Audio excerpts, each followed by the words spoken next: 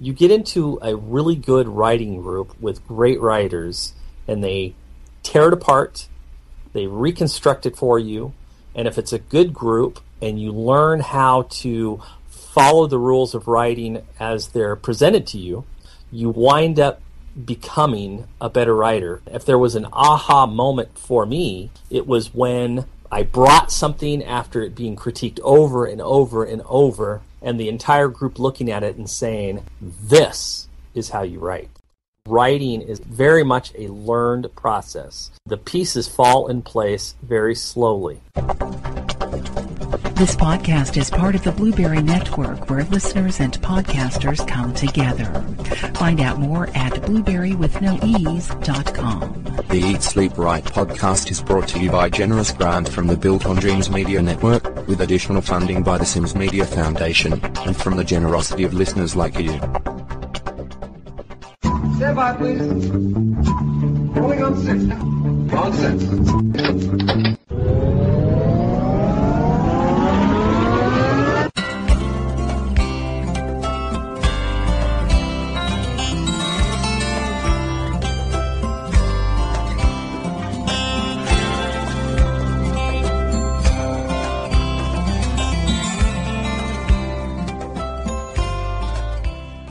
Welcome, everyone, to episode 50 of the Eat, Sleep, Write podcast, available at eatsleepwrite.net and downloadable in iTunes. The Eat, Sleep, Write podcast is also enjoyable at the Public Radio Exchange at prx.org.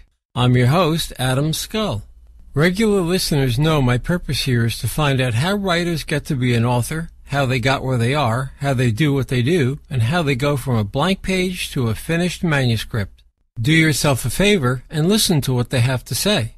If you've enjoyed the Eat, Sleep, Write podcasts or had your own success in writing, I'd like to hear from you. Tell me about yourself and your story, and I may get back to you and ask you to be a guest on the Eat, Sleep, Write podcast. If you have any questions or comments, anything at all, please write me. The email address is comments@eatsleepwrite.net. Randall Andrews, welcome to the Eat, Sleep, Write podcast. It's great having you with me today. Thank you. How did you hone your skills as a writer? I was involved in a lot of critique groups from early on, and those critique groups teach you how to have a lizard skin. A lizard skin is vital to becoming a writer because writing is not innate, and you have to learn the craft. And sometimes learning the craft requires that you accept that you're wrong, that you don't know what you're doing. For me, the aha moment came when I'm in a critique group. I've been persecuted for my work over and over and over. One day, I bring my work in, and the group looks at it and says, this is perfect. This is what you should be doing. That aha moment came in that I understood what they were talking about. I understood first act, second act, third act. I understood passive voice. I understood all of the necessary elements to make a story good. I'm an editor, and as I tell writers, mediocre writing can become great writing when it's edited. Writing is a craft, and that craft takes a lot of time and effort, and it's like any other job. You have to put your hours in to become a good writer. It isn't innate, it's learned.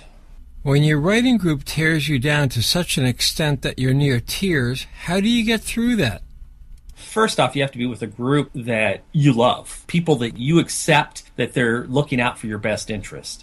And that's not always easy. Sometimes you'll go into a group and you'll realize that this isn't a group that's looking out for your best interest. But if you're in a group that is, you can accept being torn down because you accept that what they're saying is right and what you're doing is wrong. You know, and you can't beat your head against the wall. You have to listen. There's an old adage about a critique group. If there's 6 members, one says this is wrong and the other 5 say it's right, you can dismiss the one. But if there's a chorus of boos, you have to accept that they're right and you're wrong. What was the most difficult part about writing your book? This book is written in first person. It's written from the point of view of an 11-year-old girl. I never suggest that people write in a POV point of view that isn't their own. So in other words, I'm a middle-aged white guy from the Pacific Northwest Most of my stories should reflect a middle-aged white guy from the Pacific Northwest. I'm writing about an 11-year-old girl from Penobscot, Maine. I had to learn about Penobscot, Maine. I had to learn about what an 11-year-old girl likes and dislikes, and that required an edit for me to ask a lot of questions, do a lot of research. That was probably the most difficult part of the story. This particular novel was actually a reworking of a manuscript that I did years ago from the perspective of the little girl's father. It didn't work with publishers, and so I had to go back and have a more sympathetic character, and the most obvious sympathetic character was his daughter. So I chose to rewrite the story from her point of view. When you wrote from the point of view of an 11-year-old girl, was it hard for you to get into her mindset? I don't think it was, and I think the reason why it wasn't is because of all of the ages we can get into an age in which we once were. Being that I once was an 11-year-old and I had aspirations very similar to what this little girl had, that part really wasn't difficult at all. I think writing it in first person might have been a little more difficult than writing it in third person, because in third person I could have taken a narrative view and not have to get into her emotional state. However, I'm glad I did it in first person because that emotional state is what carried the book. You classify your book Inside the Circle as contemporary drama, not a very popular genre. Why'd you pick it? Because I'm 50 years old. I believe that the questions that I have for myself at this age aren't fantasy, they're real. So what I write about are real issues, the mortality that we all live in. I'm not a fantasy writer, I'm not a sci-fi writer, and the large reason why I think I'm not is because I'm not at that age where the idea of immortality and the idea of something otherworldly really interest me. Not to mention that I was strongly influenced by Harper Lee, Sinclair Lewis, who wrote contemporary drama. I like to write real-world material because I want to answer real-world questions about our own lives and our own happiness and our own sadness. Whereas I find that young adult fiction today deals more with issues that are otherworldly. I write what I like. I have nothing against the fantasy and young adult fantasy and sci-fi. I really don't. Those who pull it off extremely well. It just isn't the material I write. You live and write the contemporary world. Does that lead to any peculiarities or difficulties in writing it? You tend to be more introspective. You know, one thing about writing young adult fantasy and sci-fi is that oftentimes the plot of the story gravitates around something fantastic. Whereas in contemporary drama, a large portion of the story is an inner conflict. Requires that you explore the psychology of the human mind. The likes, the dislikes, sadness, happiness. The story is written in that third perspective of third introspection, third dialogue, third description. And that's a little bit different than some other genres which may be heavily into description or heavily into plot-laden, so it's heavy in the description, possibly heavy in the dialogue. Who or what inspired your book? This story was inspired years ago about a writer who had lost his compass because his mother had died. His compass of life, in other words. Yes. That was very similar to my life in that my mother had died and I was at a point in my life where I had to take a look at my inventory and my stock and what I was going to do with it. There is an association there. The story itself is drastically different, but the seed was planted when my mother passed away, and I thought, okay, what would a writer do who was very close to his mother? I just adopted that idea and ran with it. Tell me about the journey to write this book. This is probably going to depress writers. This manuscript was written in its 110,000 words, was written in 29 days. It was one of those in which if you are absolutely positive where the second act is going, and it's the second act that is always the most difficult in a 3-act setup. I knew where this story was going, and I ripped out 5,000 to 10,000 words a day for 29 days, and it was done.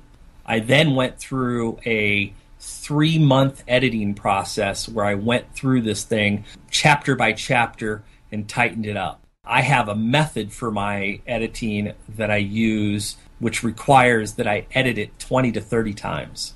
You do all the editing yourself? You don't use an outsider?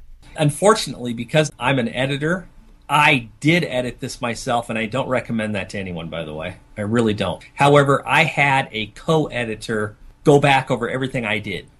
Everything that I edited, she took a look at it and said, okay, you might want to take a look at this because I see something here. People bring their work to me and I edit them, and I say, you know what, don't edit it because you'll miss things. And that's true, I miss things as well. However, I did have a co-editor who I work with, did all the backup work for me. However, the primary editing, I did myself. Again, I don't recommend it. It's a lot like an attorney and a client. If you're an attorney and you represent yourself, you have a fool for a client. I totally get that in the editing world. Tell me more about your book, Inside the Circle.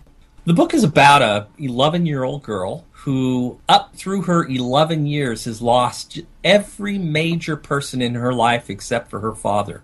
Her father is dating a woman who she adores. When they break up, everything seems to spiral out of control, and so one day she gets the idea that she's going to go find this woman to get her back with her father. The woman lives clear on the other coast. She's on the East Coast, and the woman lives on the West Coast, and so she hops on a Greyhound bus, and she goes across country to find her, and it is that journey that becomes the story itself, because you need to know whether or not there's a tribulation, and there's several tribulations in the story, and it remains to be seen whether or not she overcomes them, whether she finds. How did you come up with the title for the book? Stephanie Lee, the Chinese woman, she has a phrase that she uses on the young girl's father, in which she says that he's allowed to drink. He procrastinates writing when he's drinking. So she comes up with the idea of a yellow circle around his typewriter. This is 1979, so he doesn't have a computer. She puts this yellow circle around his typewriter and says, you can go ahead and drink when you're inside the circle. As long as you're typing, you can do whatever you want. She later tells the little girl the same thing about something she does. She says, you know what, this will be our inside the circle. And that's where the title came from. How about reading an excerpt? I would love to. On Christmas Eve 1978, I was 11 years old and Daddy had me tucked away in the back of his favorite lounge. I sat in a plush red booth watching the flame and a ruby candle holder and drinking a Shirley Temple, while he was on his favorite stool eating nuts from a worn-out wooden bowl and drinking bourbon with a splash of Coke. Mr. and Mrs. Masterson argued over the sound of Sinatra, and a layer of tobacco smoke ran through the air like a floating river. It was not the life I wanted, but it was the life I had. Daddy was a newspaper man in Bangor, Maine, and we lived in Penobscot with my grandma Jansen. Grandpa died when I was 7 years old of a heart attack, a big burly fisherman everybody called Buck, and I loved him with all my heart and soul.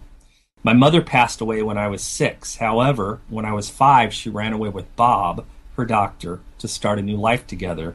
She promised she would come back for me, but she never got the chance, so Daddy moved in with Grandma and Grandma Jansen in a house with a view of the bay. That Christmas Eve, besides the Mastersons, there was only my dad and Mike Carter in the lounge. Jerry, the bartender, called last call. It was only 8 o'clock, but the next day was Christmas. The sounds of washing glasses in the sink, the hum of a rotating brush automatically cleaning. Jerry worked to finish. He looked up from his duties. Christmas tomorrow, Doug? How's your mom? Not good. Sorry, pal. Daddy got lit up like a Christmas tree, his cheeks rosy red as he slid down the bar, hopping from stool to stool for a favor. Hey, Jer, give me one of your cigarettes. Come on, Doug. You don't smoke. I know, but I like one every once in a while when I drink. And every time you cough it up and make a mess on the floor, no, you can't have one. Suit yourself.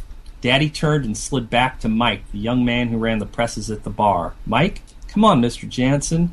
You know they make you sick. Listen to Jerry. Daddy was jovial when he drank. His spirits lifted and he laughed loud.